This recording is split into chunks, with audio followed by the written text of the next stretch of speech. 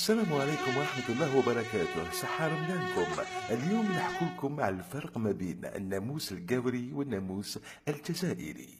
الناموس دوريجين تقابر وين كاين لاكتيك اسيد والسكر في لابو ومن بعد تقرص.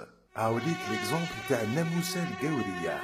تجي الهنية لاباس بيها، تقابر وين كاين الدم، تبيكي، تدي الدم اللي تسحقوه وتقلاه تروح.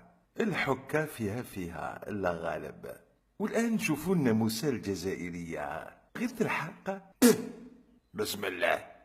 كيما راكم تشوفوا عطاتها بسقة باش يبان لها العرق بيا وراه. الجسم الجزائري غريب جدا، العرق بالسي باش يبان، المشاكل لانيمي، السكر، لا طونسيون، العرق يتخبى. الور لا في رمضان العرق ما يبانش كاع، تنسيستي تبيكي تبدا تدي الدم. ولكن الناموس الجزائري كي الفامبير يدي الدم حتى يخلص العرق. الناموسة الجزائرية تقدر ترفد 4 مرات الجسم تاعها بالدم، ماذا بها تنشف لك دمك، مي مالوريزمون توجور تخلص عليها تخي مال. الناموس الجزائري كي البرصا يخدم اون ايكيب، تغطى ولا ما تغطاش، جماعة ترفد لي درا وجماعة تنحي الدم.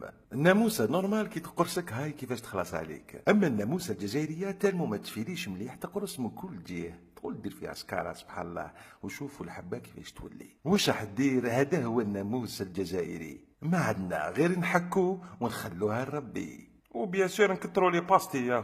اوه لا، الناموس الجزائري يموت على الباستي، عنده هو شغل كيما نقولوا الزطلة يتخلوا.